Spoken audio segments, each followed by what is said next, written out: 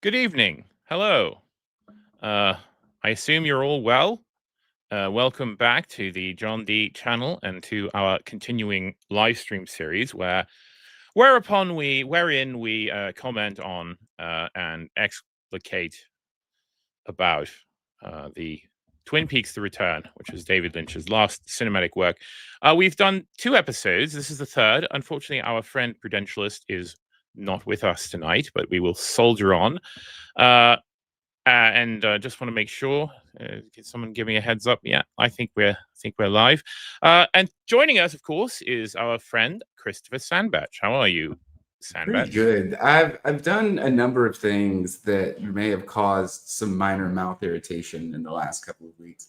I think it's related to the sublingual hormones I've been taking. Either way, mouth full of blisters. Yikes! Yeah. Yikes! Well, I shan't comment on that. But I certainly hope that you are. I certainly hope that you recover.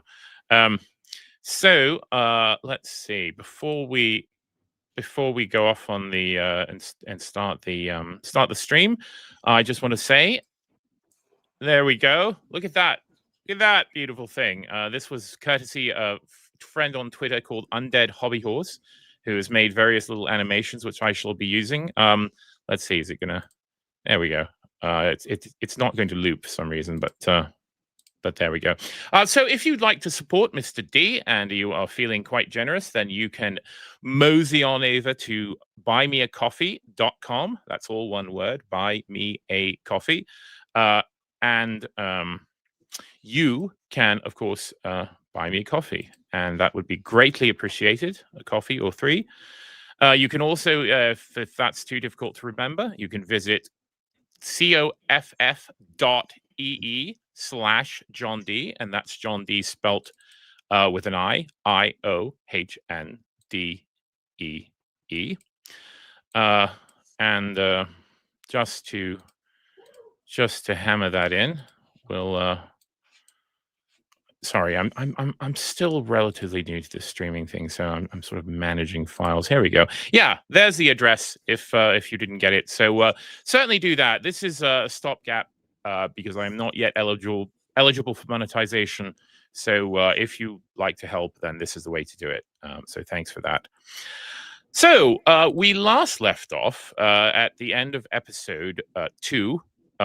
And we'll see how far we can get tonight. We're moving into episode 3, which begins with some very strange imagery, signaling that, of course, I mean, there's a lot of kind of, as we've talked about previously, there's a lot of temporal and dimensional shifts in what's actually happening, and where you are in the kind of world line of Twin Peaks: The Return. By the way, it's no need to say it because I think I actually put it in the description, but spoilers, if you haven't watched Twin Peaks: The Return, you should certainly pause this, make a note to come back to it, but then go and watch all 18 episodes. You should pause this. Yeah. Go jump off a cliff.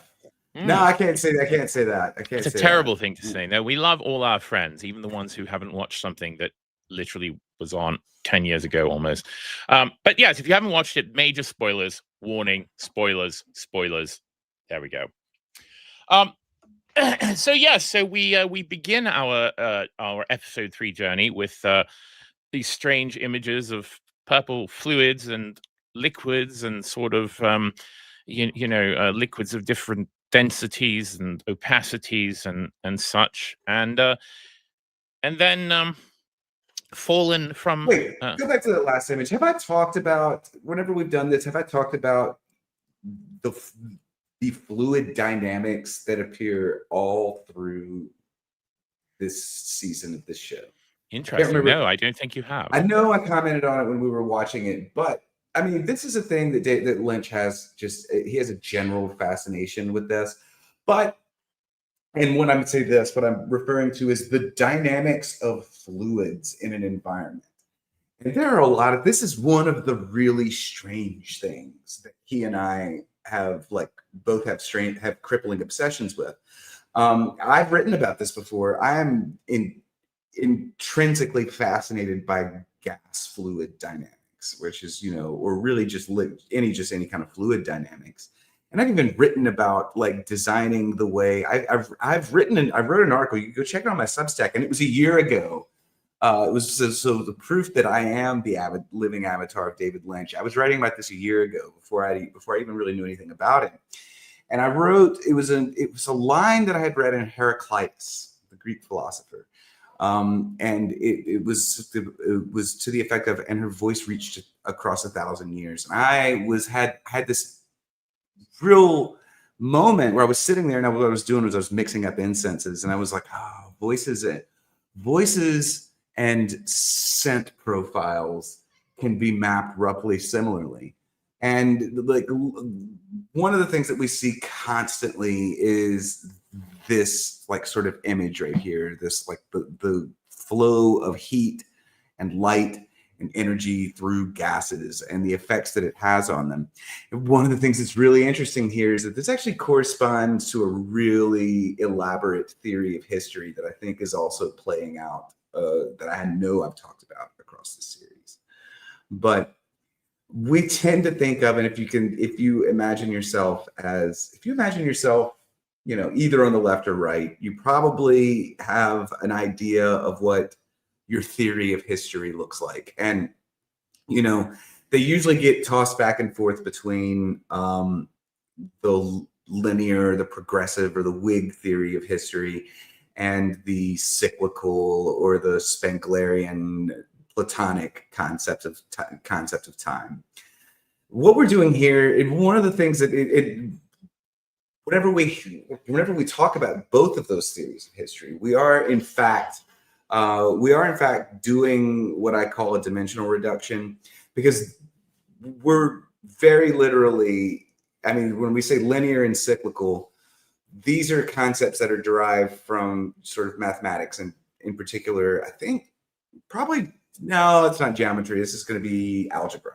But one of the things that we're doing is reducing, when we say cyclical or we say linear, we're reducing this thing called this third dimension, or this extra dimension.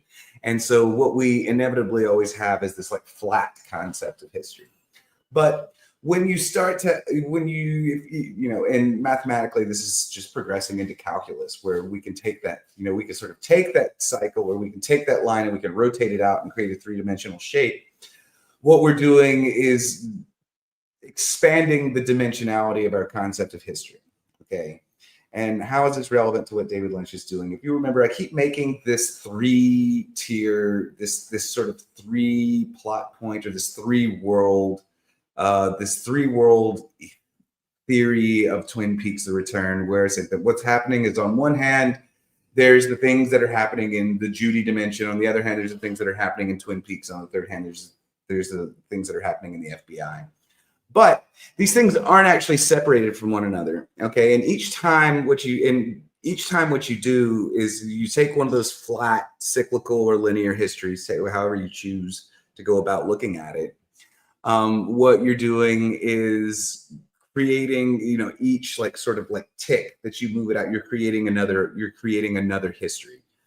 This is another history that's overlaid on top of this other history. And this is what the historian Reinhard Koselleck used to make a case for multi-temporality or multi-dimensional histories, that there is a single unified sort of topological history. And if you know what topologies are, you have to Google that one. I know what it is, but I can't explain it all that well.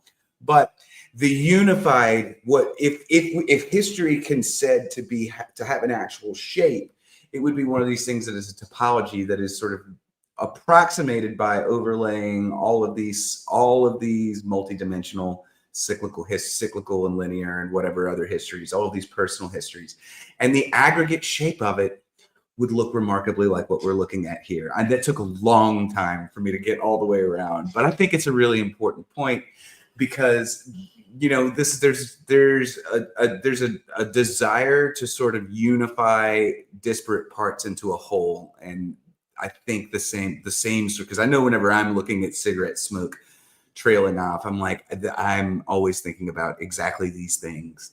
Oh, a cigarette smoke is a particular history. I think Lynch is probably looking at his total project in a very similar way, and I think fluid dynamics fascinating for similar reasons. Again, that was a lot of talking, but yeah, I'm sorry. Yeah, and remember, of course, in the broader sense that in physics, fluids, it's not just like water. I mean, air is a fluid. Fluids have this whole thing, and topologies. I mean, it's getting into my maths is not great, but that's kind of the edge of maths. Topo's theory is the edge of maths. But I mean, if you think about a Mobius strip, I mean, that's sort of an example of trying to understand topologies, which I think what was that line? I was sort of looking. Oh yeah, I like this because it sort of applies in a way to, again, the kind of Twin Peaks worlds.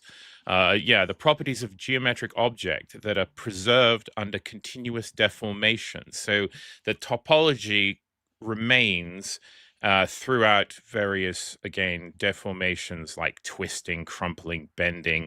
You can't puncture it. Yes, one of the rules is it can't be punctured. Yeah, the topology can't be punctured, and I think which is a very interesting point compared to the sort of the because what he's doing, I mean, sort of what particularly with Return is sort of, I think Twin Peaks Return is a continuous deformation of one sort or the other. Well, no, right, because so the splitting and the doubling that's always happening in all of Lynch's works, this is accounted for by Topo's theory, because it's what we would say, instead of history as a thing that can be broken, instead of like history as a thing that can begin or end, and I hate because the characteristic thing of the Mobius strip is it's a representation of time.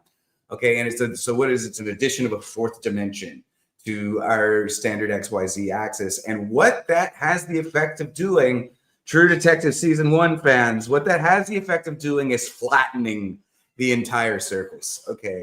From the fourth perspective, you look at that jazz song from Gagarin's point of view, the world appears to be flat. So time is a flat circle, but actually, if you continue dimensionalizing it, again, what these sort of doubling and these splitting events are in the world of Lynch and the world of Twin Peaks, these are instances where these deformations of history cause bits of time to fold back on themselves.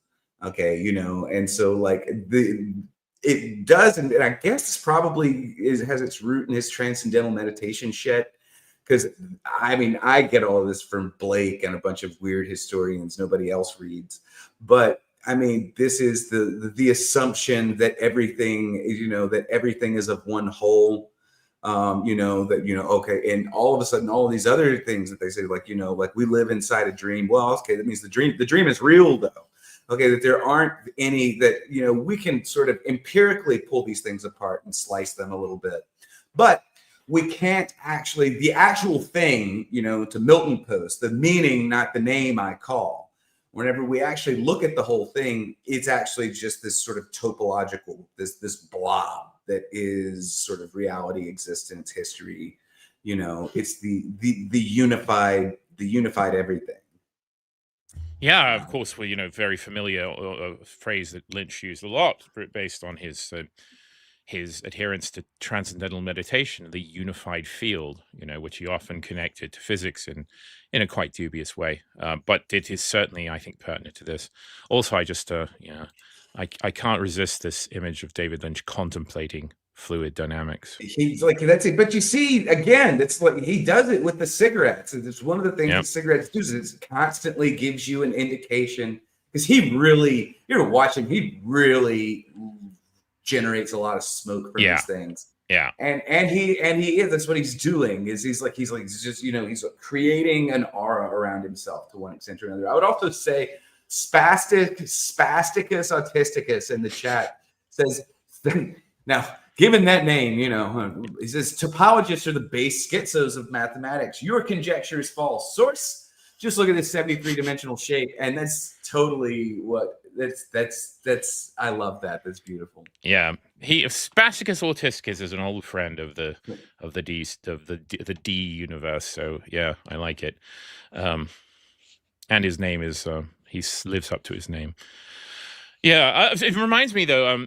Apropos of nothing, I remember that many years ago when believe it or not, I mean, it was really not until the 1950s where people started to say, maybe smoking cigarettes is maybe there's problems with it. Maybe it causes health problems for some reason.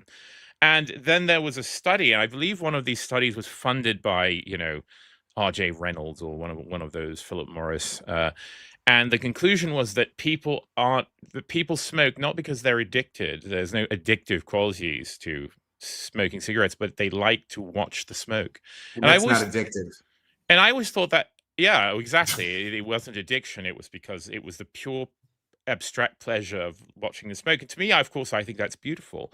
And it is weirdly, smoking, and one of the reasons why I miss it and why I'm going to go out and buy myself a packet of cigarettes, even though I won't smoke very many of them, but it's an activity. It's an activity of the hands and the mind. I mean, in addition to, of course, getting the nicotine, but you're also, again, it's like men contemplating a campfire. You are looking at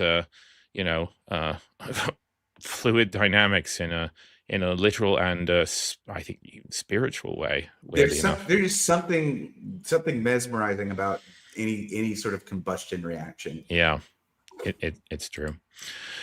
So episode 3, begins with quite a mysterious sequence. Basically, remember the last time we saw what Annie from the old Twin Peaks series called the good, well, from not Twin Peaks, from the film Firework with Me, Annie called him the Good Dale. The Good Dale is trapped in the lodge. So the last time we saw the Good Dale, he was ejected by the screeching scrotum on a stick thing that's called the evolution of the arm in the credits. But and he falls through the floor whilst the arm thing is shouting non-existent, and he falls through space and then lands, of course, in that glass box where we saw the manifestation of that entity and the brutal murder of I don't know, I can't remember the names. And then of course Cooper again falls out of that, which we've come to understand is a space, a cube, a sort of delineation of space within a space with Cartesian dimensions, and he falls out of that and then falls again into this soup and lands, fortunately, on this kind of balcony, and then of course gazes out over the wall and sees an endless violet sea. There's a lot of choppiness in this image. I apologize for that. But quite a beautiful image. It reminds me of from Wagner. It's one of the great texture images from Twin Peaks: The Return. And there was a point, like after we would watch these things, I would, especially the nuclear scene, which look, I'm not going to talk about that. Not going to talk about that now. No. Especially the nuclear scene. But this is one of the ones I saved. I had never paid so much attention. I had just been going through Lynch's work, just kind of like passively watching. But this is where I started getting obsessed with everything that he did. And the textures that he creates in the imagistic textures he creates here. And I'm going to also point out, again, from the perspective of my topos theory, again, well, what we have here, we have gas and liquid. These are the two fluids. And what they, to pull Nick Land in a little bit, where he sort of says, viewed from the outside, capitalism looks like an AI assembling itself from the future. From inside the unified thing, this might be very similar to what the vast majority of reality looks like, you know. And then there's this idea that because, you know, like the Judy people, they tend to arrive in bubbles. They move from, you know, they move from person to person. They can infect a person that's sort of like infecting a little bubble of space.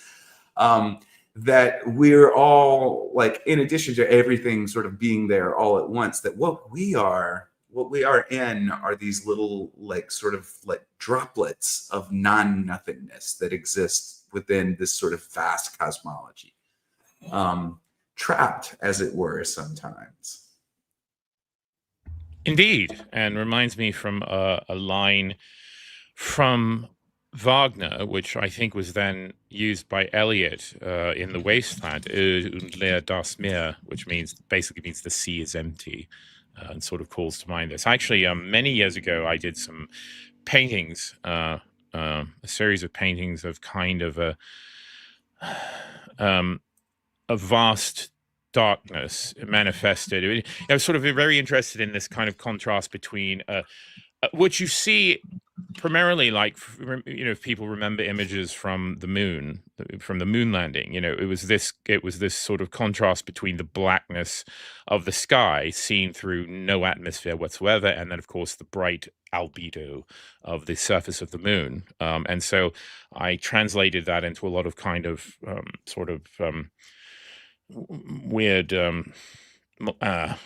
high dimensional spaces where there was sea and the black sky, and there was, you know, a single pine tree, you know, blasted in the tundra against, again, a black sky and infinite stars.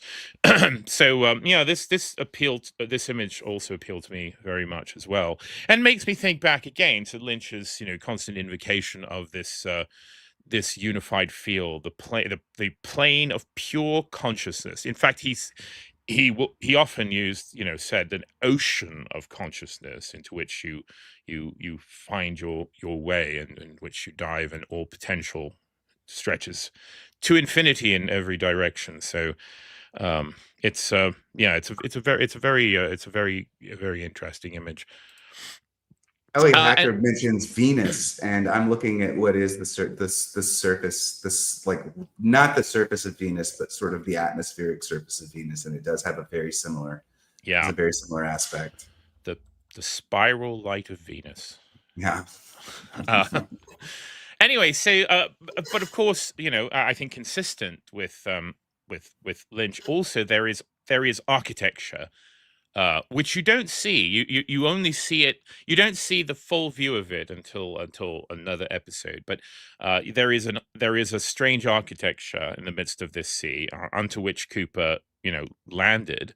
Of course, you note that he did not fall into this ocean of pure consciousness, but he landed on this balcony. And of course, there's a set of doors, and he's interested. There's a warm light coming from within, and he enters, and of course, he sees a character who will become very important later on in the series. And see, I've got to pull up the. Wait, hold on. It's a hold up here. We got David Lynch. We got a woman trapped in a room. Yeah, No way. We got a woman. We got a woman wearing an evening gown, trapped in a room. Except, of course, this time she has no eyes. And we have Dale Cooper entering this room with this vaguely 1930s art deco. I love everything about it. Like, this architecture. is one of the better sets, I think. Yeah, I like the lighting. Like, the thing people may not know about me, at home I use red lighting. So I'm all about red lighting. Oh, well, I know some particularly schizoid people who are very specific about the wavelength of red light. Oh yeah, I know. Oh, I totally am. Like, I can adjust it from my phone.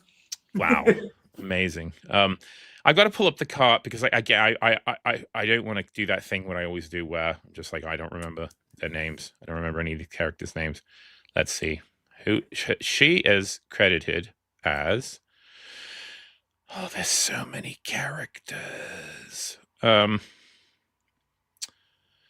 The actress who played this character, by the way, is the Asian woman in Inland Empire who is sitting next to Terry Crews on the pavement, if you recall that scene, who talks about her friend who has the monkey. Oh, it's the same actress. It's the same actress, yeah. I mean, she's smoking high. Not a line. I want a Eurasian. Get me a Japanese woman. Maybe an array.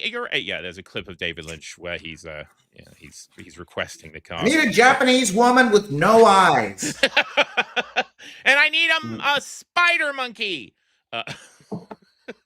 Now, like, I would also point out that I have sort of begun the climb to my one of my other eternal bugbears, the Perilous Chapel. And I did describe entering the Perilous Chapel and what it sort of entails. I did a whole Twitter space on this, which is actually recorded, and you can go back and listen to it, where I'm talking about the Wasteland. D is actually on it. Where I was talking about the Wasteland, and when I get to the Perilous Chapel section, I always break down and I have to start screaming, make it make sense. But the Perilous Chapel is, just to reiterate, if you're familiar with the Arthurian cycle, then again, we're talking about the myth of eternal recurrence again. So like I'm in the same register. My obsessions land very close to one another, and one of the sort of theme of these like sort of cycles and the theme of the Wasteland in a sense is what are the cycles, what are the stages of a Grail quest? And there is always an instance, not every Grail quester has different questers are assigned, they encounter different challenges but one of the recurring challenges, one of the ones I think Gawain and Lancelot both have Perilous Chapel sequences where they find themselves in the woods, and there's a chapel there, and they enter the chapel, and what happens beyond there, you're stepping outside of time because you're going into what is decidedly a different place. Frequently what happens, there's either a woman in the chapel, or there's a hand, or there's just a disembodied hand on an altar. And the Perilous Chapel is not really granularly like sort of identifiable, but it is because it changes depending on who the person, what happens. It's not always clear what happens it's like putting on the One Ring. It's different for everybody. And there's a Lord of the Rings reference for you guys. But the thing that's important is that in the Perilous Chapel, you face a decision that alters what the rest of your Grail quest is going to be. But there's an important change in the nature of the Grail quest, which is in the Wasteland. As he comes out of the chapel, this is the moment whenever we get then spoke the thunder. Okay, and the thunder is a voice telling him exactly what to do. Okay, and so this is the point where you start getting instructions, because you're far enough along in this quest now that like it's worth, maybe we're invested in you now, and so the primal forces of nature start to give you advice about what you need to do. And the advice is almost always that a complete reversal of the strategy that got you here is what is required, and then there becomes this question of, can you trust the advice that you're being given? But that's what we're doing here. We're moving. So it's like the Black Lodge is very clearly the gateway to some Perilous Chapel like structure. And like this encounter fundamentally alters the nature of Dale Cooper's quest, Yes, and quite a lot of things, because of course this strange architecture in the sea, we return to it and interact with different characters. I mean, this ends up being revealed as also the domain of the fireman, who we see at the very beginning of the series, and others. So yeah, other things happen in this. Here's something very interesting that I found on a Twin Peaks: The Return wiki. It says that the Purple Sea may be inspired by the Mauve Zone from the writings of Kenneth Grant, who was the first person to associate Western occultism magic with the alien abduction phenomenon and to emphasize the role of Jack Parsons in the history of occultism, concepts that were reused by Mark Frost in The Secret History of Twin Peaks, and Frost being a noted theosophy amateur. Grant describes the Mauve Zone like the Tree of Life's Darth, as a self-contained world at the very end of reality between what human beings can experience and non-existence. Magical manipulation of human reality could be done there by alien beings that could be considered as monsters. It could be visited in a particular kind of sleep. It sent messages to human reality via phenomena like UFOs, and one of the main entities associated with it is called the Daughter. Grant also emphasized the role of the nuclear bomb in an quote occult revival and an increase of magical phenomenon after World War II. So that's I did not know there was a theosophy crossover here, but that doesn't surprise me, and it reinforces my point, because in the site, the sort of the perilous chapel concept was, I mean, of course, it's in the Arthurian legends. But Grail quests, after the Fairy Queen, Grail quests sort of fall out of favor. The concept of the Grail quest disappears for almost 2 centuries. And this when you get Milton is writing about different stuff, and then Blake is writing about different stuff. And then in the mid-Victorian era, we get a return to sort of get a receltization of sort of English nationalism. And there's a return back to the Celtic myths, and all of a sudden we start seeing these concepts crop up over and over and over again. And one of the places that we see the Perilous Chapel crop up first in Jesse Weston's book. What is the name of it? From Ritual to Romance. From Ritual to Romance. Then Eliot does it. Then Marshall McLuhan. Yeah, he does it. And then the theosophical psychologist Robert Anton Wilson uses the term perilous chapel to describe a liminal psychological state in which someone becomes uncertain whether a course of events is due to supernatural forces or mere imagination. Okay, so again, there's the trust element is being inserted here. And, one of the things that's interesting is that in all of the other episodes of Twin Peaks, Dale Cooper is a guy who presents a lot of he presents as a strangely knowledgeable guy. Okay, and I'm actually speaking from the perspective of the viewer here. So again, we're on the other side of the third wall. We're not ever actually presented really with any in-depth explanation of the cosmos here. Why are all of these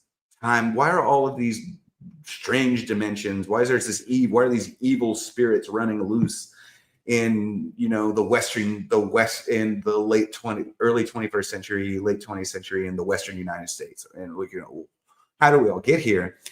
From this point on, we actually start to get, as Twin Peaks: The Return plays out, we start to get those details filled in for us. We get the Blue Rose story.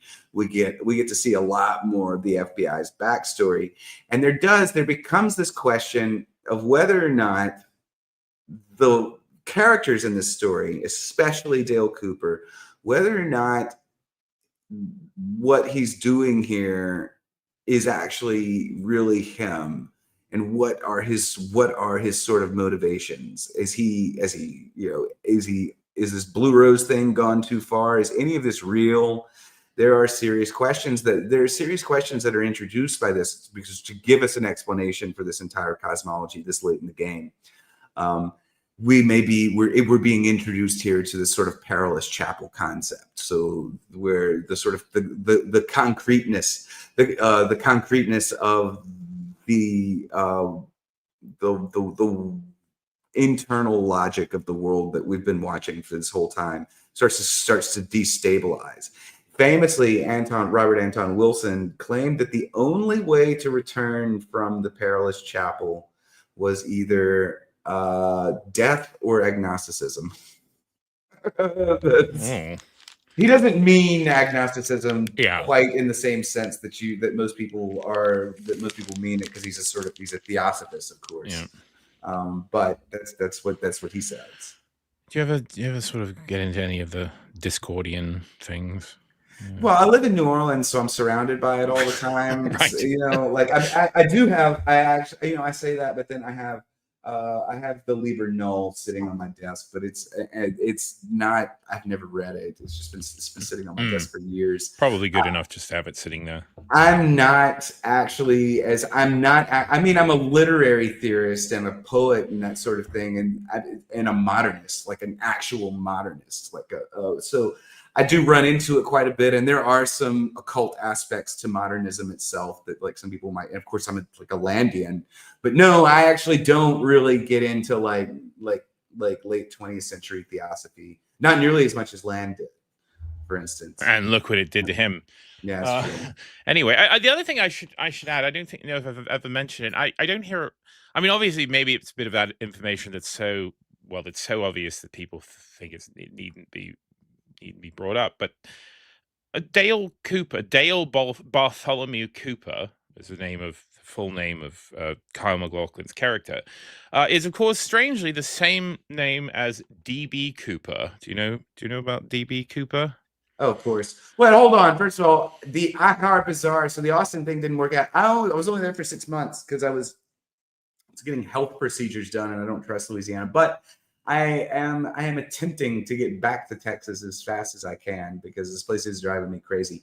But okay, DB Cooper, DB Cooper. So DB Cooper there was a recent story about DB Cooper because I think claimed to have identified him or something like that. But DB Cooper is for those who don't know, it's an urban, well, it's not an urban legend because it happened, but he's a sort of American folk legend because he's one of the only, he hijacked a plane and parachuted out somewhere over the western states with a suitcase full of money, by the way. Yeah, which they stopped, they had to get the money, and then and then they took off again, and he was never located again. They got away with it. I believe that I feel they did find some of the money somewhere, and the suggestion was, of course, that the money was scattered by the winds because, of course, he didn't actually make it. But I think it's sort of notable that Frost and Lynch chose to name their main character after him, in a way, and it's the subject of a huge FBI manhunt, famously. So.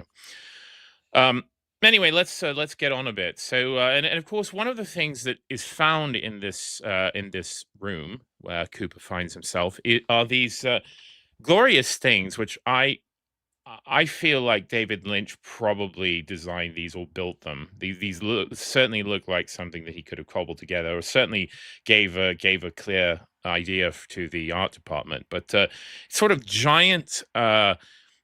Very old-fashioned. So this would be a kind of American electrical socket or outlet to the mains, prior to polarized plugs, prior to ground having the ground attachment for anything.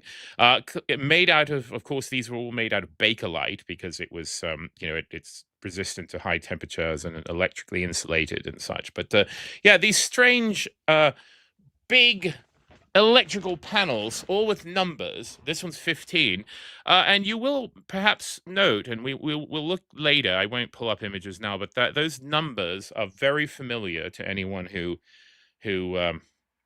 paid attention to Twin Peaks, particularly Fire Walk with Me, because one of them appears quite prominently. And of course, a theme running through a lot of David Lynch's work is this fascination with electricity. And there is a lot of electricity flowing through the entirety of Twin Peaks: The Return as well. I mean, for David Lynch, down to the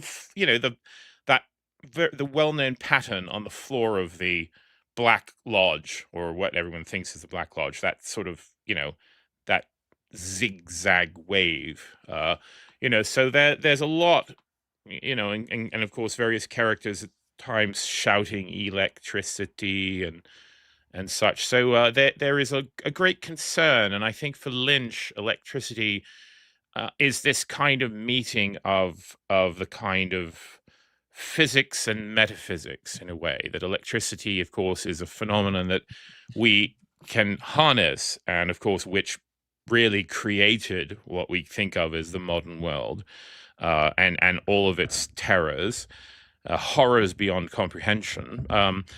Also, of course, the thing that that helped bring us out of the sort of darkness of the world that was lit by fire. Now it's suddenly lit by this force, which we certainly barely understood when we sort of started to work with it and started to kind of realize the potential of it. So I think the electricity is just as much of a kind of concept as the kind of splitting of the atom, as we will Well, I find mean, in what later is it? episodes. What again? To return to the fluid dynamics issue, how electricity moves through fluids is sort of interesting here, because it's not quite the same way we just sort of like push aside gases. As it seems to just rocket, instantly. It's because it's well, I mean, it's pure energy. It's just electrons, and how they, when you're thinking about sort of this whole unified thing again, we can't ever break things. Again, the topology can't be broken, so history can't be broken, but we can accidentally like maybe bore open, or maybe we can accidentally maybe like put up an attractor somewhere, do something that causes attention that fundamentally changes our little micro bubble, our little bubble of it, and the effects of that may not be good. And I think this was so like the arching theory here is that maybe electricity, or then maybe the nuke, where it was like is somehow brings unwanted changes into our particular little, microregion or bubble of this larger thing. Yes, and of course these are the kind of, again, one of the primal forces of nature, the kind of electrons and and sort of electrical conductivity, and of course electricity not only being as someone's the Ajar Bazaar says, Prometheus. Yes, I mean, not only the kind of fire of the gods, but and of course we knew about. I mean, the word Electra, Electrum, which was the name of an alloy in the ancient world. They knew of it. I believe. Again, taxing my recall, but I believe that there was there's an ancient sort of observation about static electricity based on observing women spinning yarn, because the center of the spindle, they'd used a piece of amber, I believe, and of course with spinning it's something that collected sort of static electricity. And so we did have ideas about electricity even into antiquity, but of course the idea of how to generate it and how to kind of channel it and what to do with it. And of course then it's discovered that not only can it carry energy, it is this sort of the sort of essence of energy, but it can be used to actually transmit information. It can be used to kind of store and transmit signals and ideas. And so yes, it's I think a very important theme that shows up many times. So continuing with the exploration of this interior structure, and thank you also, that character, I flashed it on the screen, her name is given in the show as Nido. And so Nido leads Cooper up a ladder through a hatch in the ceiling, and they emerge here on this sort of Cartesian geometry, floating in the vastness of space, with a big sort of kettlebell thing. And as you do. But I mean, it's not clear what this is, but this is like clearly a different place. It's like I don't know how far down, like you could, again, it's a cube, first of all. There is that, but I don't know quite how far you have to go to, but the idea is that this is something else. So it does. What is that? It's not a Mobius strip. What the heck? Tesseract.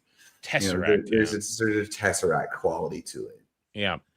Yeah, and of course, I mean, it's a similar concept used by Kubrick in and Arthur Clarke for 2001. The idea that there is no perfectly right-angled that there is nothing in the natural world that has 4 perfect right angles in it. I mean, there are of course cuboid structures, we see crystal structures and such, but as far as I know, that the four perfect right angles does not appear in nature. And so this is of course the concept of the monolith in 2001, which of course it's a perfectly smooth right-angled rectangle. And I think a kind of similar thing here. Again, it's sort of a stand-in for consciousness, like the square. Yeah. So, yeah, indeed. But I think it's a sort of marker of that this is the creation of a consciousness. In the vast, kind of natural infinity of stars. There floats this thing. It's similar to, of course, the show I didn't watch, but do you remember the Borg in Star Trek: The Next Generation? Again, Yeah. the malignant, sort of alien. Yes, and of course their manifestation was a sort of impossible cube. The thing on the top is also that sort of thing, which reminds me of part of the boiler on an old locomotive, and I think that was sort of the idea of this. This may be based on some actual thing I'm not totally aware of, but you see this form appears in other episodes of the show quite notably. So, but Nido, of course, sort of feels a way around to the side of it, and there's a big switch. There's a big old what do you call them? Shizer. That type of the knife switch. There's a big old-fashioned knife switch on the side, which she throws, and then she appears to be electrocuted, and she falls off this thing and disappears into the endless void, leaving Cooper standing on the top of this alone. And of course, he looks down into space after her, and what floats by? It's our old friend, Don Davis, aka Major Briggs, the head of Major Briggs, whispering. So Briggs is a character that I did not really like until actually after we started doing this series. Because Elliot Hacker sent me a bunch of videos of Major Briggs in various moments. I'm like, a much more interesting character than I had initially given. Really? Yeah, because I remember as we were watching it saying how he was always one of my favorite characters. I absolutely loved Major Briggs in the show. And of course, he's very important. I mean, he is mentioned many times in The Return. As we will encounter in later episodes. He's a kind of, well, he's the sort of MacGuffin. I mean, he's sort of one of these sort of MacGuffin things where his sort of importance in the plot is never actually revealed. But of course, he's just like in the original series. He's a kind of, seems to be a linchpin to a lot of things that are happening.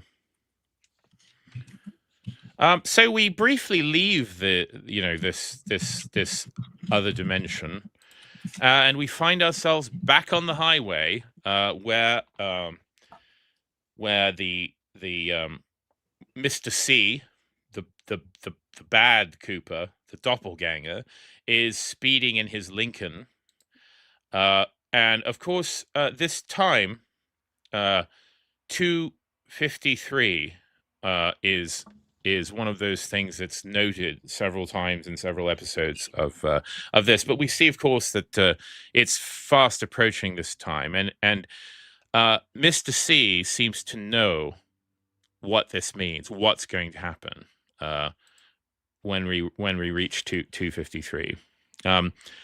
So we return to Cooper, who's gone back inside from out of back in the hatch. And we see this character. Is she familiar to you, Sandbatch?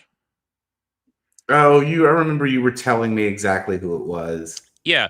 So this so this, of course, to any Twin Peaks any sort of Twin Peaks aficionado, is Ronette Pawlowski.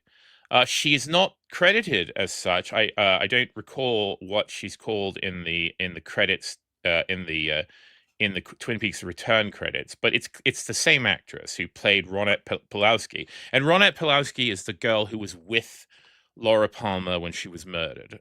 Ronette, if you recall in Fire Walk with Me, Ronette is knocked unconscious. Well, in fact, she's in the railroad car with Laura and Bob in well, the manifestation of Bob in Leland Palmer, and they're being beaten, and obviously they're both going to be murdered, and then Ronette prays. She sort of drops to her knees and prays, and she sees the angel. She sees that angel which appears memorably at the end of Fire Walk with Me, and then she's thrown out of the car, unconscious, and Mike, the one-armed man, of course, who's sort of seems to know what's up and approaches the car, sort of just moves her aside. He doesn't really sort of linger with her, and she's banging on the door, but Bob/Leland has closed the door, and then of course Laura Palmer's murdered, whatever. But Ronette survives because Leland thinks she's dead. He looks at her and she's not responding, and so he just leaves her. And then of course, if you remember the beginning of Twin Peaks, the original series, she wanders across a railroad bridge, and she's found, and it's through her various memories as she comes out of shock that they learn things. Oh, that's right. Mike throws the Owl Cave ring, into the train car, and then Laura puts it on. And it's not quite clear what's happening there. And again, the ambiguity of whether Mike is a positive or negative character. I don't think it's ever really he's cast as, I think, a more positive character in the Return, as we shall see. He still is not anybody that you want. Like, if No. things have gone wrong, things have gone sideways at best if he's an active role in your life. Yeah, you don't want to be around any of those entities. Like, none of them. There's no good news from any of these things. But anyway. Oh, but yeah. So we see this character who is obviously Ronette Pawlowski, although never explicitly stated as such, and of course she looks at her watch, and what time is it? It's 2:53. Which we just saw. We just saw in the Lincoln, and so then Cooper looks over and he sees another one of these electrical panels, also note with its own lamp. The lamp, and of course I think this is the only one that has a lamp sitting beside it. So of course the lamp is the light in the darkness. The lamp is the sort of the tell. This is the one, Cooper.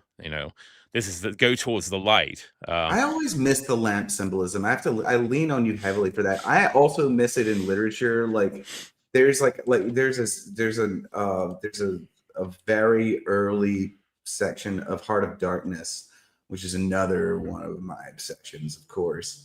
But there's an early scene in Heart of Darkness where there's focus on a very stained oil painting of a single person carrying a torch into the darkness. And there's even commentary around it, and I just missed it. Yeah. Yeah. No, just to reiterate for people who didn't remember from earlier episodes, my theory is, of course, that every character in Twin Peaks Return specifically, has a lamp that is some analog of their personality or their current state. And if you watch it, it's 100% true.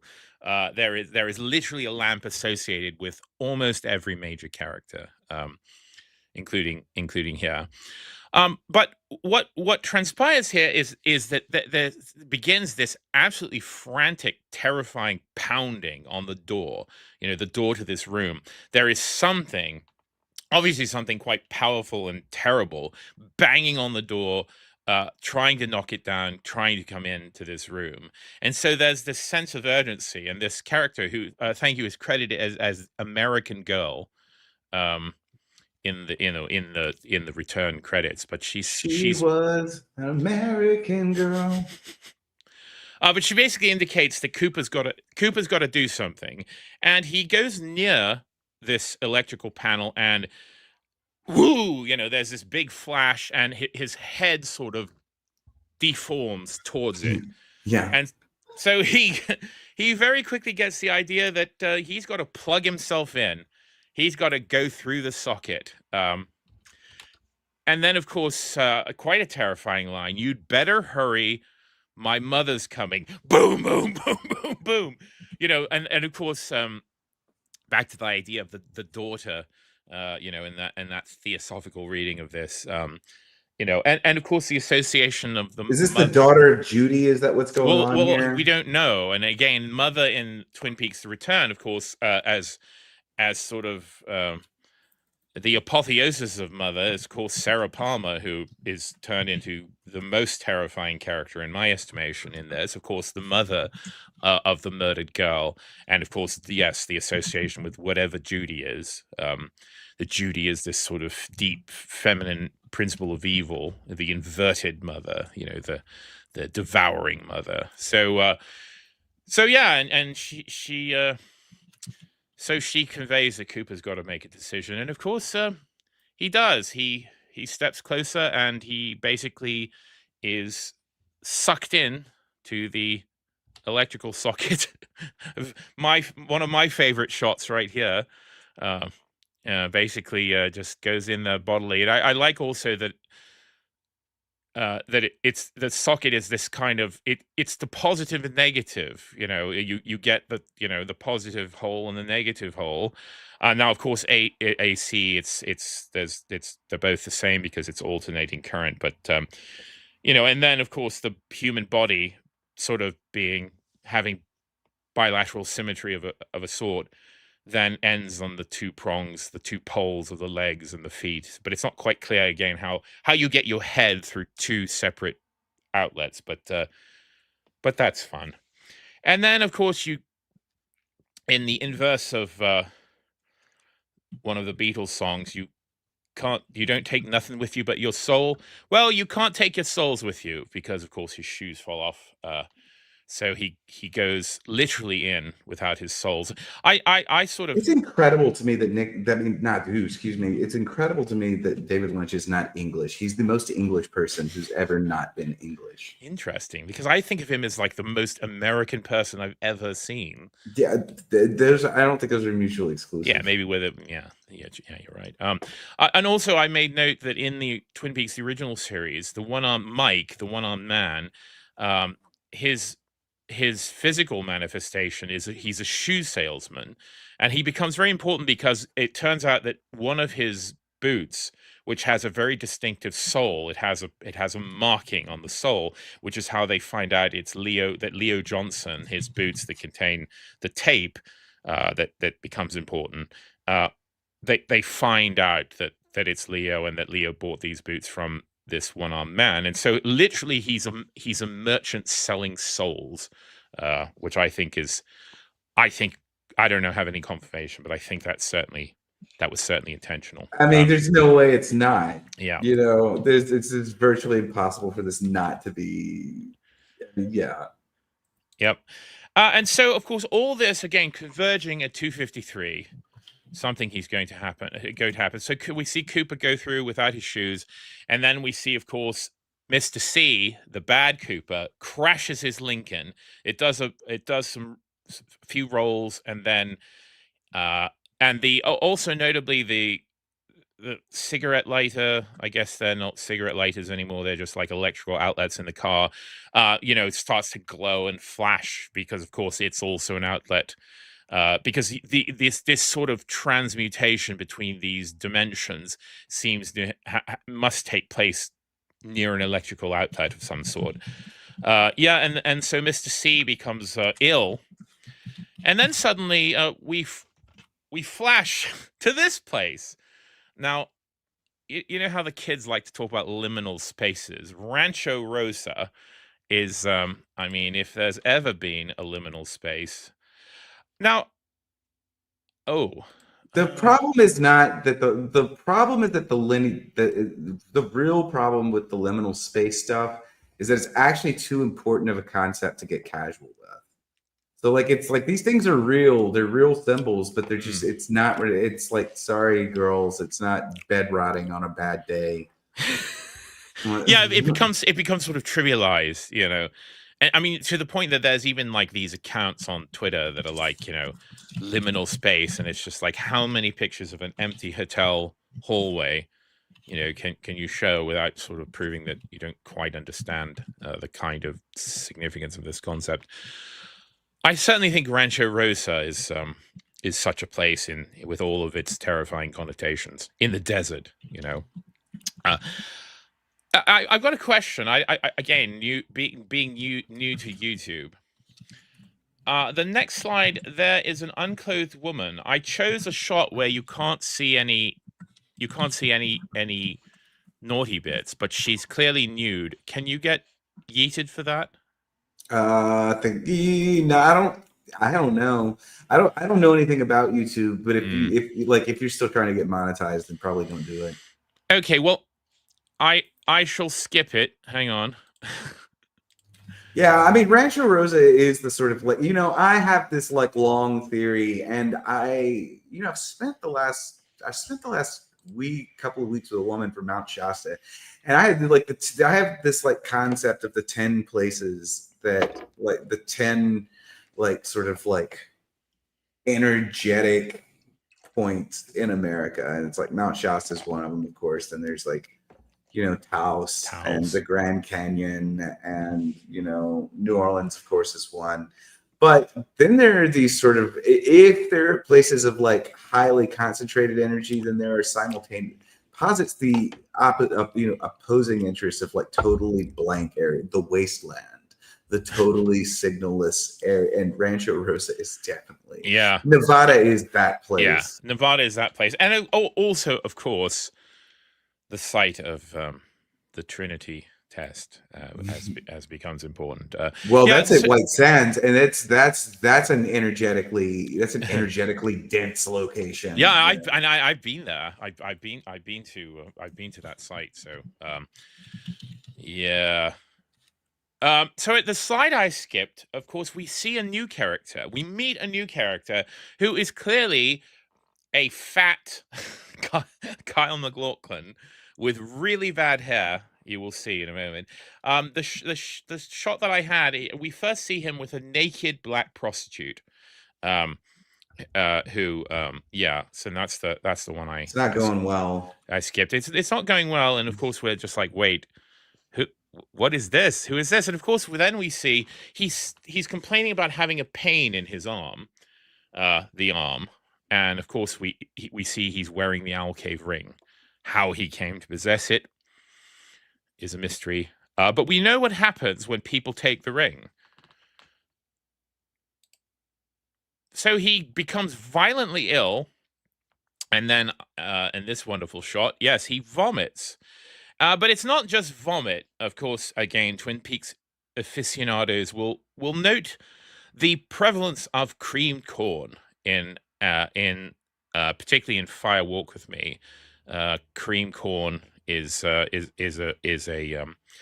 plot device, and also oil. So this fat Kyle MacLachlan vomits this puddle of cream corn and used engine oil, and then we cut to, of course, Mr. C in the Lincoln, who also quite dramatically vomits an absolute torrent of cream corn and engine oil. I feel like, I don't like this is what I don't know. The body horror stuff just doesn't do it for me. Yeah. Well, again, I mean, these fluids. I mean, of course, the engine oil is associated with Bob, because and that is hit on many times in the original series as well. It's spoken that whenever Bob has been there, you can smell burning oil. There's a pool of oil at Glastonbury Grove underneath the sycamore trees, which is the sort of entry point into the lodge. So and remember, there's a bottle of oil that the log lady has that her husband gave to her and they bring that in, and they have Ronette Pulowski sniff it, and she recoils in horror, and she says, "That's the smell. That's the smell I smelled when, you know." The cream corn is a bit more mysterious because I think that only appears in the film Fire Walk with Me. There's a quite alarming scene where Leland and Laura are out in his convertible, and they're waiting at a traffic light at an intersection, which strangely enough appears in a really horrible scene in The Return, which we will get to. And there's a caravan, a kind of a motorhome, an old one, being driven by none other than Mike, the one-armed man, and he's doing circles around them, and Leland's gunning the engine, but the car's not going anywhere, and there's all this smoke, and there's this dust, and the one-armed man like pulls up beside them, and he starts screaming, and he says, "He stole the corn! I had it canned over the store! The look on her face when it was opened, it's like a stillness! It's him! It's your fault!" And then, of course, Leland blows the horn, and she screams, and then the light changes to green, and Leland speeds away, and it's a very weird scene. But yeah, the corn, and of course, as Serum Fighter says, Garmonbozia, because that's another word that comes up. So I've always associated the cream corn with Garmonbozia, but I don't know. Anyway, so it's a particularly visceral scene. And also, whilst Mr. C is doing that, of course, you can see the curtains. And we realize, of course, what he's avoiding was being pulled back into the lodge. Because, of course, with ostensibly what should have happened is that when Dale Cooper passed through the outlet, that his presence should have sent Mr. C back into the lodge and righted this problem that had been there for 25 years. Both of the doubles are like very desperately trying to avoid this. They're this is a thing they don't want to do. Yeah, but we learn, of course, by seeing this fat Cooper, or this fat Carl McLaughlin, we learn that there is a third, you know, who walks always beside you. Who is that up ahead? Right. Yeah. So, of course, unbeknownst to Cooper, to the good Dale, there is a third. We don't hear the name for these entities yet. It is revealed later on. They're called tulpas. But of course, he doesn't realize that there's a third one. And the third one, of course, as we saw, was given, I assume, by the Mr. C, the bad Cooper, was given the Alcave ring. And of course, when you put the Alcave ring on, it will you will return to the lodge. So and that's what happens here. And we learn that this character is called Dougie. And of course, Dougie has no idea what is happening because, of course, Dougie is just a dumb man who visits black prostitutes and likes to eat, apparently. But Dougie finds himself back in the lodge, and of course, things aren't going to go well for Dougie. Of course, the Mike is there, the one-armed man is there. And who says that, like, the one-armed man again? It's like these are all some of this stuff like leans opaque for me. I'm kind of a retarded viewer sometimes, and though like I'm really good on some things, and I'm usually like hyper focused on them, and I miss stuff all the time. Like even the rings and but the way it sort of lands on me, which is sort of interesting, is that I feel like I know too many myths about rings, and I can't shift them. I can't determine which one is being invoked here, and so it's illegible to me sometimes. It's worth because I've only I haven't done like a lot of rewatches here. There are huge portions of Twin Peaks: The Return that are totally opaque to me. Well, I think there are huge portions that are opaque to everyone, really. Yeah. I mean, which is why I kind of cheekily called this series "Explaining the Impossible," because of course you can't explain any of this. I mean, we're kind of talking about it and deconstructing it in one way or the other. But I do think that a lot of the symbolism is so opaque to be impenetrable. Matty G, yeah, hero. I should have remembered. So in season 2, there is a scene where Donna is delivering Meals on Wheels, and she goes and gives it to this woman called Mrs. Tremont, who is the scary old woman who has her grandson, who is the mini David Lynch.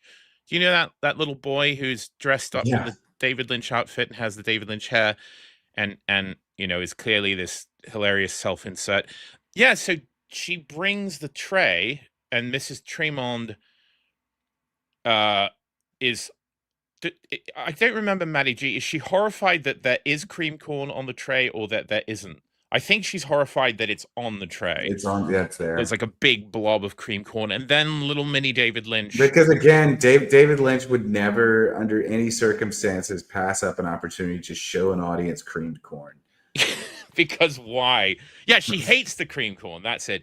And then mini David Lynch does a little magic trick, because of course he's described hilariously as he's training to be a magician, which I think, again, the sort of ultimate strange description of David Lynch as a magician or an alchemist of one sort or the other.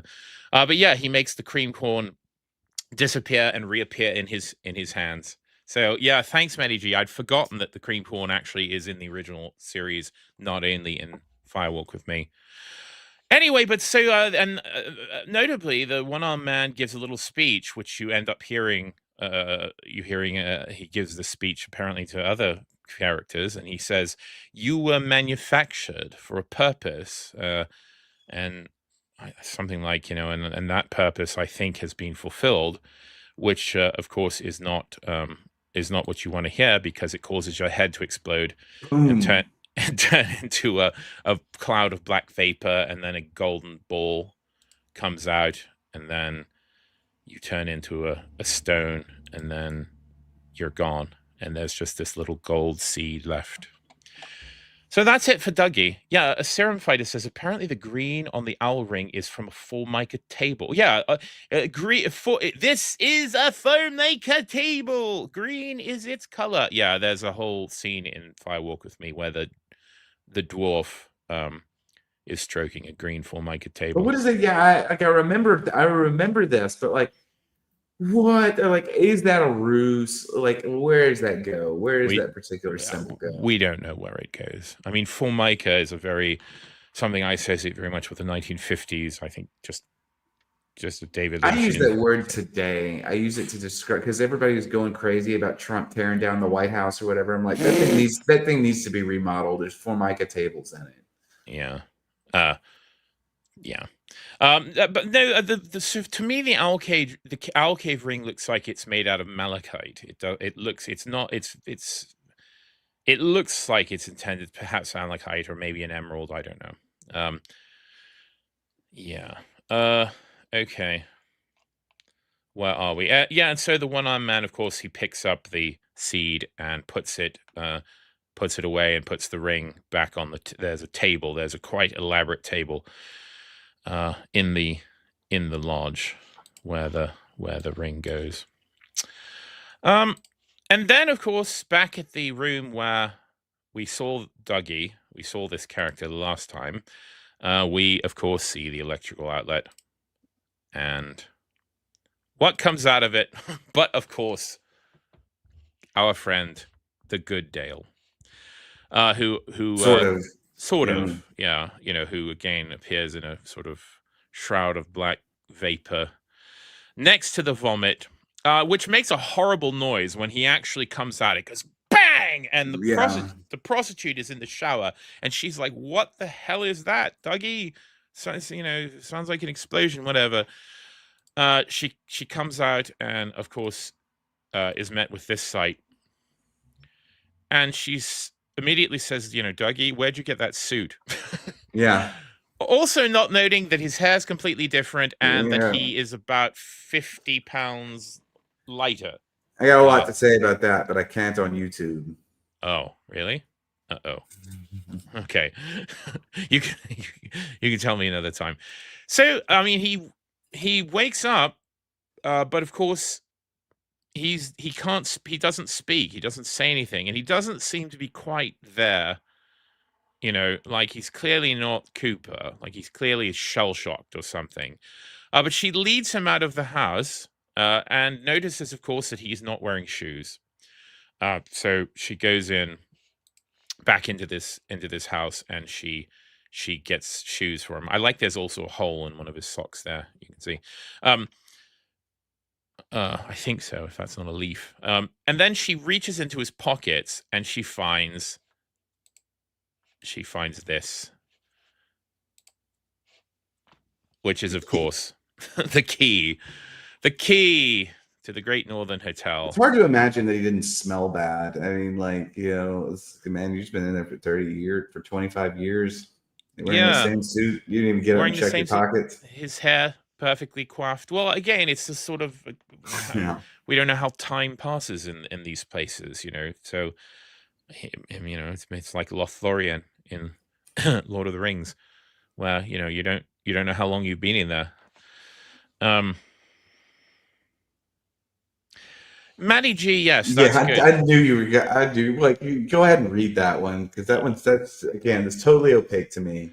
Have y'all seen the comparisons between the gold orb on the chair, the evolution of the arm, and other things in Magritte's work? Yeah, indeed. In fact, I remember our last episode. I think even Prude, none of us were fond of the evolution of the arm. I'm not quite keen on the whole. We can't get Michael Anderson because he's gone a bit cuckoo, so we're going to just replace him. We're going to replace him with a scrotum on a stick. I don't know. I'm not big on that. No, that kind of thing. I'm never satisfied with that kind of explanation. Like, oh, okay, it's not. It's like it's not. Not everything's a diss track. Some things are, though. Yeah. No, obviously, yes. There's lots of Magritte things. And the bells. If you're familiar with Magritte's work, I love Magritte. Although a lot of Magritte also just hits too close to the bone, to the funny bone, and falls flat for me.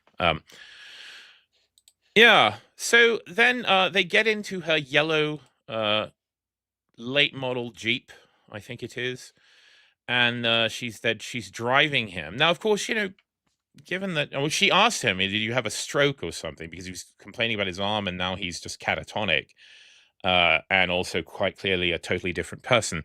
But she's, of course, instead of taking to the hospital or anything like that, she decides to take him to a casino and drop him off there. But on the way, some very strange things happen. For instance, they pass by Sycamore Street, which, of course, the sycamore being the grove of trees that surrounds the puddle of oil. I've been listening to that song a lot this week. Underneath the sycamore also tree. Sort of like the de facto mission statement of Twin Peaks. Yeah. The trees. Yeah, the trees. Yeah, Sycamore Street in Rancho Rosa. And then we come across, before we get out of Rancho Rosa, we come across two characters which I think are much more significant than people make out. And to me, again, we've talked in previous episodes about David Lynch and doppelgangers and twinning and doubling, which happens all the time, not only in Twin Peaks but throughout all of his work. I mean, it's a theme in Blue Velvet. It's a theme in Inland Empire and Lost Highway and Mulholland Drive. It's a very interesting concept. But we meet a young boy who is suspiciously, again, maybe because I'm a wait, who else do we meet? Well, I know we're gonna see her in a moment, so hold pour your energy drink down your trousers. We meet this boy who, to me, eerily reminds me of Danny from Kubrick's The Shining. You remember remember Jack and Wendy Torrance's son, Danny, the little boy who. Yeah, Mrs. Torrance. Yeah. I'm dangerous. I'm always like hesitant to talk about Kubrick at all whenever you mention him because I almost got blocked once. Did you? Yeah. Don't even worry about it. By whom? By me? Yes, it's by you. Oh, all right. Well, sorry about that. Yeah, just something about how this boy is presented and styled. And then, of course, we also meet his mother. And we also, just a few minutes ago, were presented with a child and a mother. My Mother's Coming. I mean, again, the devouring mother. Mothers in Twin Peaks: The Return, it's a mixed bag. Mothers and children. There's a lot of unstable relationships going on. And I hate to do it because I know Christopher Sandbatch's opinion here, but yeah, here she is. Here she is. Fuck. Fuck off. You could fuck my life right up. All right.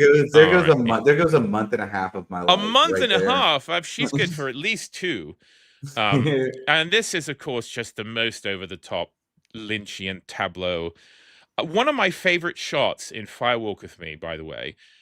So Maddie G mentions the pink room. Yeah, Rancho Rosa, the pink ranch, and Pink, the pink pussycat. I mean, there is a kind of in fact, I occasionally the pink is even been used as a euphemism for female genitalia. But and in fact, even in Blue Velvet, and now I'm thinking there's a line where Frank Booth is twisting Isabella Rossellini's nipples, and he says, "Just a little red, just a little red, a little red, red room, pink room." Yeah, there's something. There's a red light. There's something going on there. One of my favorite shots, though, is after the whole pink room scene. Is that there's a tracking shot of the floor, and it is just this minefield of thousands of cigarette butts and spilled beer and beer bottles. It's just this absolute image of filth and degradation, which is sort of repeated here on this table. And because it's almost like this memento mori, like this dark memento mori, the ashtray and the safety pin and the pack of cards, the wicked pack of cards, and the little blowtorch and the Evan Williams bourbon. Yeah. But I want you to note, and because maybe we'll come back to this, of course, again, this relationship between a mother and a son. And it's also notably, if you see in the background, there's a balloon, because there's the implication that it was, of course, this boy's birthday. Right? I did not remember that. Yes. Yeah. Yeah, the birthday boy and his mom waiting for a father. He's looking out the window. In fact, who he's looking at is he's looking at Dougie driving by. Is this the anti-Janie? Is that what we're? Yeah, that's what I'm implying here. I don't know. I've not seen anyone else talk about it, but I think that these two are the kind of dark mirror of Janie E and Sonny Jim. Yeah. Anyway, but you could fix her. I don't think so. No, I don't think so. Yeah, there he is. This lamp is broken. And see, look, I did it this right. Yeah, look at his lamp. Yes, look at his fucking lamp. Oh man. Oh, what is he eating? Saltines. Oh no. Yeah. Anyway, we meet these characters again. So, and also I don't have any shots of it, but on their way out, there is a snipe. There's a rifleman who attempts to assassinate Dougie. Like they're waiting. Clearly, they're waiting there to take him out. And at some point he drops the key. He's holding the what's it called? Come on. The gun? No, he's holding the Great Northern key, to his room at the Great Northern. He drops it, and so he dips down to to find it, and then when they drive past the guy with a rifle, and of course he just sees the prostitute, he doesn't see Dougie, so he doesn't take the shot.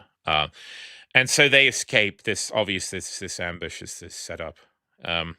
Saltine's the abused child's snack of choice. Oh, that's terrible. Oof. Oof. Dark chat. That's very dark. very dark chat. And so as we sort of glide into the conclusion of this episode, we are once again transported back from this dark vision to, of course, the streaming light over the Twin Peaks Sheriff Department. And again, like this establishing shot of the exterior of the Twin Peaks Sheriff Department, it is always a kind of it's the tempting. It's like, oh, forget all this horror and unpleasantness. Remember, you're here for Twin Peaks nostalgia. Yeah.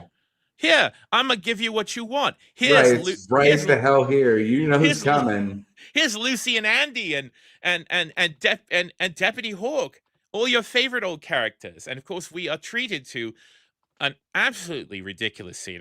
Now Sandy knows that I don't really have a lot of fondness for Lucy and I don't either. Andy. Yeah, I'm just even less in the return, like even less here. Yeah, well, because I think that Lynch uses them in a cynically, like, so Lucy and Andy, I think in series 1 of Twin Peaks, they were okay.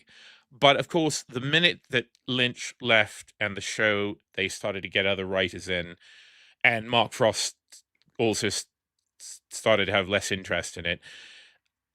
Of course, TV people, Lucy and Andy are the kind of characters that the worst bottom-feeding TV writers will say, I can make the absolute worst shit that normies will lap up. They love these funny characters. Let's make a whole plot arc about Lucy being pregnant, and we'll bring on some irritating English guy, and we're going to have like Andy and the guy fighting about the paternity of the child, and it's going to be so funny and quirky. It's going to be terrible because we like quirky, because quirky's and so yeah. So I think in a weird way, David Lynch hated that what happened to those characters so much that he just turns it up to 11 in the return. Like every scene that they're in, culminating in, I think, the worst moment of all, which is where we meet their son, who is played by Michael Cera,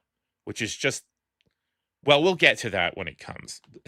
Absolutely terrible scene. But I think that Lynch intentionally made Andy and Lucy into just absolute cardboard cutouts of whatever they actually were. Yeah, she's the Quirk Chungus. She's the original Quirk Chungus. Yeah. Oh. But anyway, we're treated to a scene where they are reviewing all the evidence from the old Laura Palmer case. And they take one of my favorite lines from the original series, which is just a throwaway.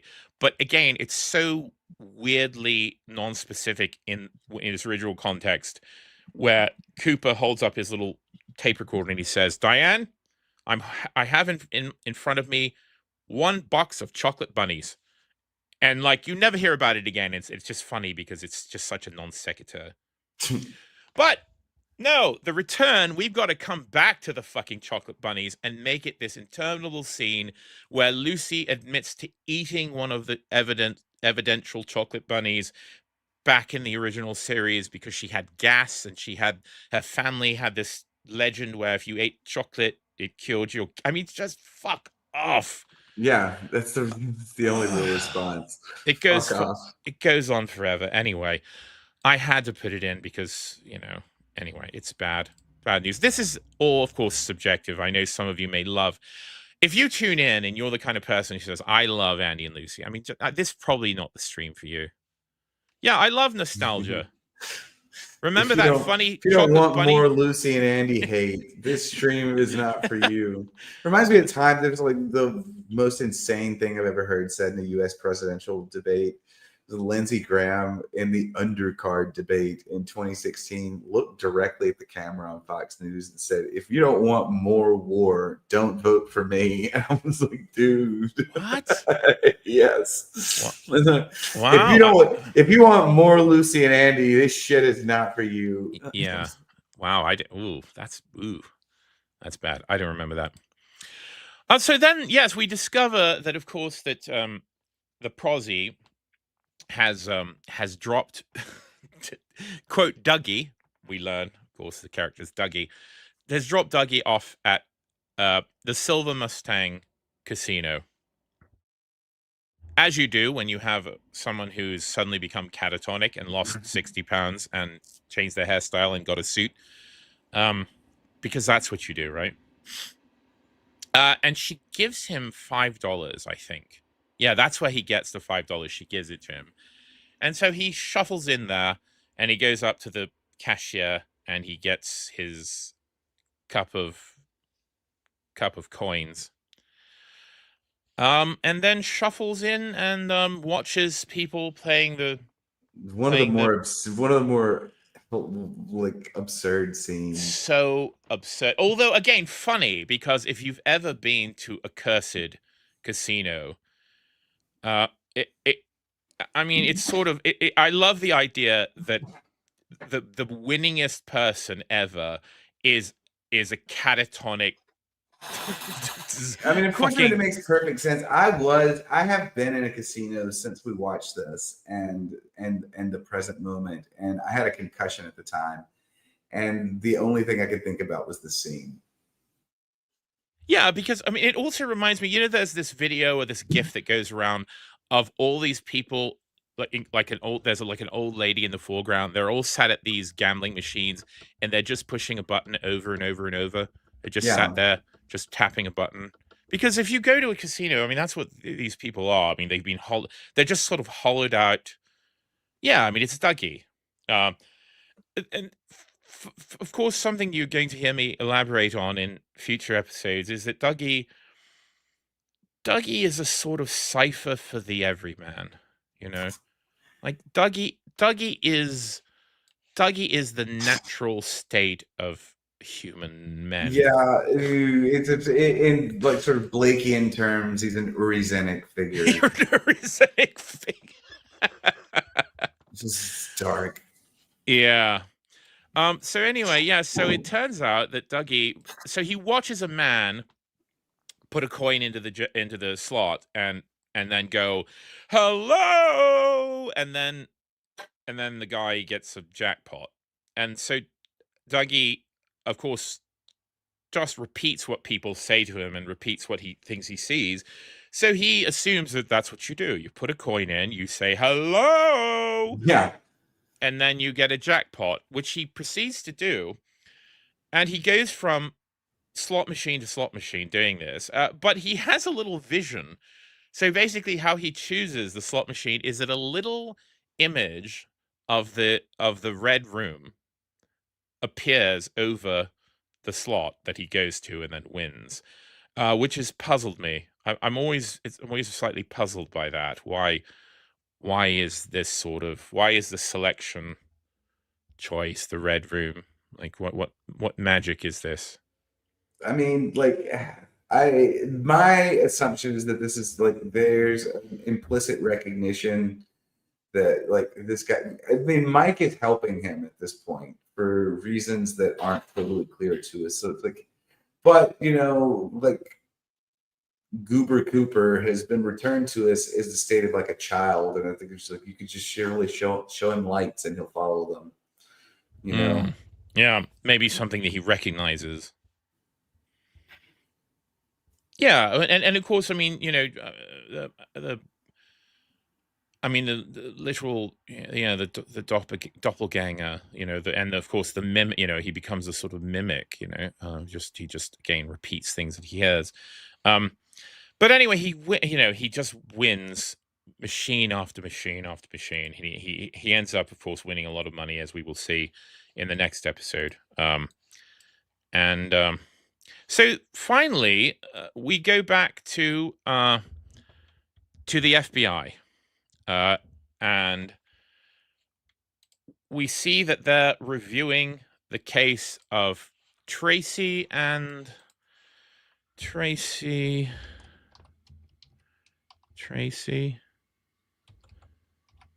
You're gonna have to have someone in the chat will know. Terrible with names. I'm No, even worse than you. Oh, that's oof. Come on, Matty G. Elliot, you must know. Who is it? Elliot Hacker, meanwhile, says Dougie watches the big game while eating wings he got at the big store. He's not that bad. No, not quite that bad. Things have degenerated. Things have degenerated noticeably since 2016. Yeah. Anyway, Tracy and so, the guy who was monitoring the cube, and then remember the guard disappeared, and Tracy came in, and then they started to have relations. What's the name of the male who was watching the cube who was murdered after he had coitus with Tracy? They didn't even get to the coitus. Oh, she's riding him when it happens. So yeah, I think it's in. I don't know. And of course, one of the theories is that, of course, by them having sex, that this manifested the entity in a way that, you know, it's sort of blood sugar sex magic or whatever it is. But yeah, so we come in, of course, into the FBI with our old friend Albert and director. Oh, Sam and Tracy. That's it. Thanks, Sam and Tracy. And director Gordon Cole and the new girl, whose name I can't remember, who's played by a musician, Sam Colby. Yeah, thank you. And Sam of course, Colby. People remember her name as well. Hilariously, actually, when this scene starts, they're looking at another case, and they have all this evidence, which is like a jar of dried beans and a postcard of a child in a sailor uniform, and then various like pictures of women from 70s like porno mags. Do you see them there? Yeah. A pair of pliers. You know, just it's very. What are you looking at, Gordon Cole? Yeah, it's just funny because of course Gordon Cole is like leering at these pictures when we first see this scene, but then everyone else leaves and they review, and of course we see an image finally of what happened to Sam and Tracy. And I have to do it. But remember how I have a theory that there are certain images in The Return that were inspired by Francis Bacon. Yeah, this is great stuff. This is what I'm here for. Yeah, this is a detail of the three figures at the base of a crucifixion. The first version from 1944. And this is here's another one, which is head number. I think it's head number 4. No, head number 1 from 1948. I just noted a certain similarity. Yeah. Oh no, it's definitely there, but like there's no telling how latent it is. Who knows? Yeah, because he's definitely really into the bacon thing. Yeah, and the sandworm, notably. I mean, someone says mouthworm, but of course the dune, the sort of wriggling maw of the sandworm. But I don't know. All right. But yeah, we see this image, and they're sort of talking about it because this is a top secret case. I think this becomes, another quote Blue Rose case because obviously something, and no prints, no fibers, nothing found at this scene. And here she is, whose name I should remember. Agent something. Nobody knows. Does anyone know? Someone knows. Matty G knows. He knows who she is. I just know that she's played by this woman's a musician of some sort that David Lynch liked, and of course she's attractive, so she was good. This is embarrassing, doing a Twin Peaks stream and not remembering the name of any of the characters. But I'm a literature, so I don't even remember the names of the characters I write. Oh.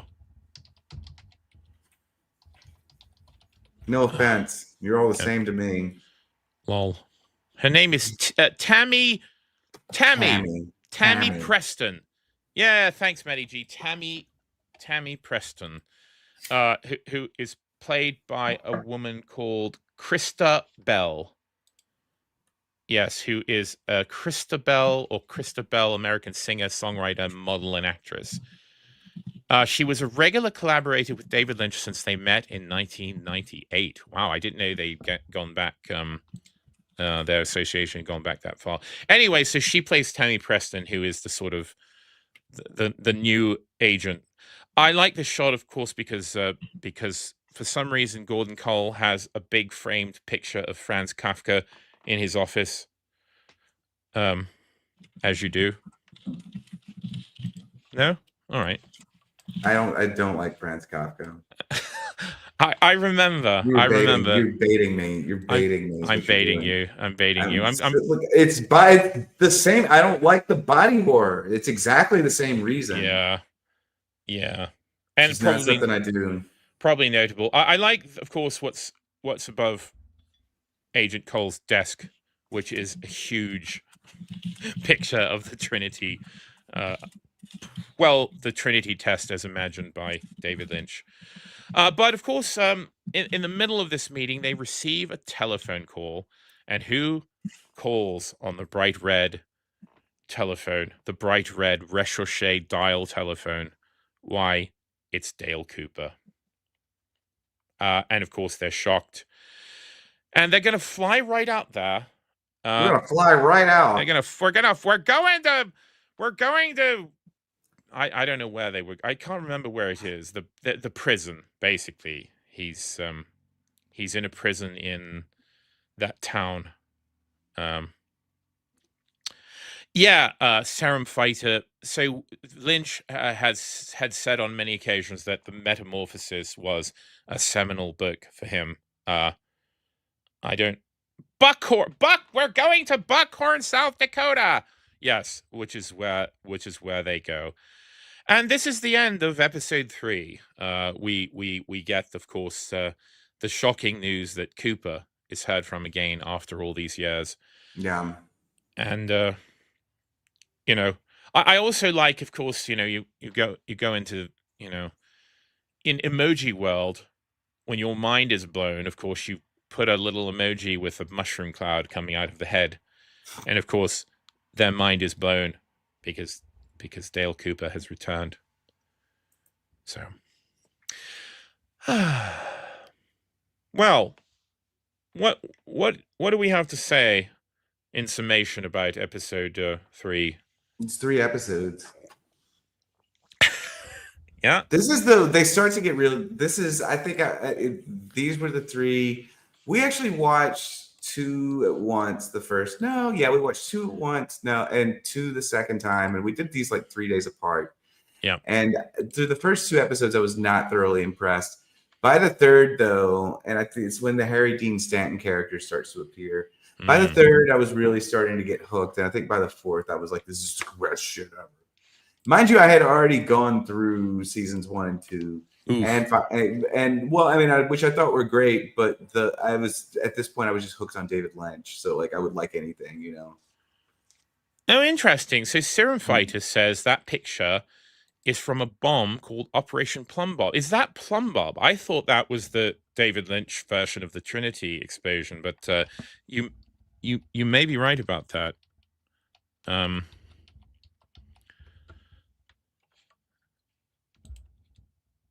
Yeah, I'm gonna do a fact check.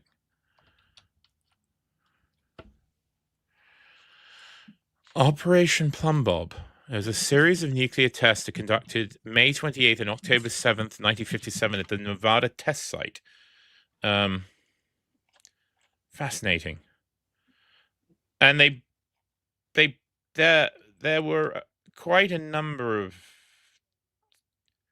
detonations and tests as part of this operation. So interesting. I thought it was a sort of internal reference to something we see in a later episode. Yeah. Nice. Yeah. Oh my God! It does look like the face of the girl in the radiator from Eraserhead. Remember her with the big cheeks? Yes. In heaven, everything is fine.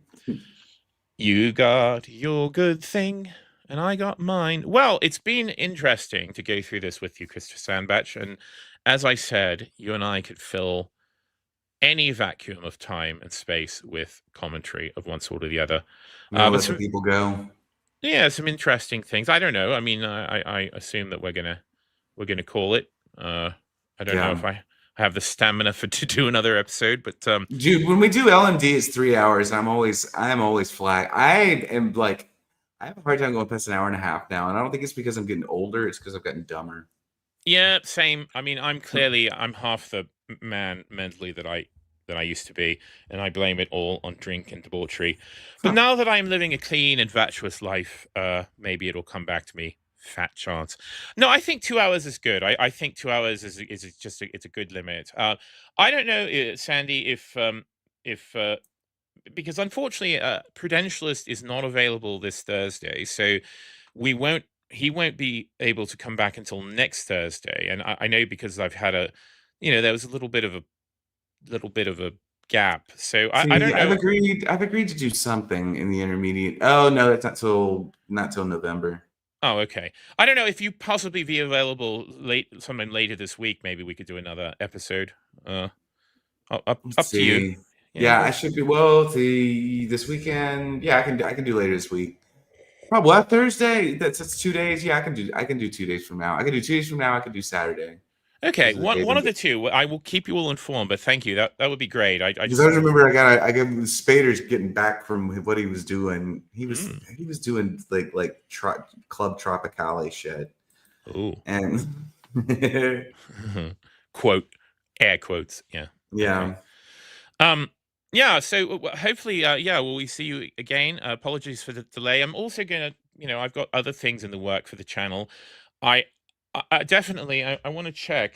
I thank you all for listening. Unfortunately, yeah, there were no coffees. Not a single coffee was Not a sent. single one. So, but to remedy that, I may start doing weekly slop.